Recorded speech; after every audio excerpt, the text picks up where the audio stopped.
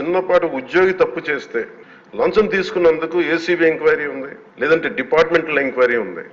అలాంటిది రాష్ట్ర వ్యవహారాలు నడిపే ముఖ్యమంత్రి కానీ వారి సంబంధిత సభ్యులు కానీ స్టేట్ ఎక్స్చెకర్కి 18,860 కోట్ల రూపాయలు పైచులకు ప్రప్రథమంగా ఇక్కడే మనకు తేలుతూ ఉంటే వీళ్ళు శిక్ష పడకుండా ఎలా తప్పించుకుంటారు?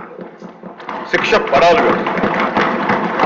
అందరూ ఇన్ని కోట్లాది మంది జీవితాలతో ఆడుకుని వీళ్ళ చేతుల్లో మటుకు ఇన్ని వేల కోట్లు, దాదాపు విష్ణుకుమార్ రాజు గారు చెప్పినట్టు 30,000 కోట్లు వెళ్ళిపోయాయి. 18,000 కోట్లు ముందస్తుగా తెలుస్తుంది, కానీ ఇంకా లోతుగా చూస్తే అది చాలా పెద్ద ఇది స్కామ్, ఇది దోపిడీ. తప్పు చేసిన వాళ్ళని గత ప్రభుత్వం సంబంధించిన ఇది ఇట్స్ నాట్ అబౌట్ వెండట, పగా ప్రతీకారం కాదు, కానీ వీళ్ళని స్వేచ్ఛగా కనుక వదిలేస్తే వాళ్ళ అదృష్టవశాత్తు ఈరోజు వాళ్ళకి లేరు. వాళ్ళ కనుక ఉండుంటే వాళ్ళకి నిజంగా వాళ్ళకి సమాధానం చెప్పాల్సిన పరిస్థితి ఉండేది.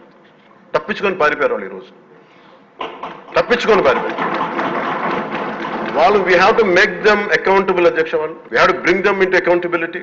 They have to be penalised. వాళ్ళు దయచేసి గౌరవ ముఖ్యమంత్రి గారికి నేను మీ తరపు నుంచి ఆయనకి తెలియజేసుకున్నాను అధ్యక్ష, దయచేసి వీరిని please we have to penalise them sir. వాళ్ళకి సరైన శిక్ష పడాలి సార్. వీళ్ళకి తప్పించుకోవడానికి కుదరదు సార్.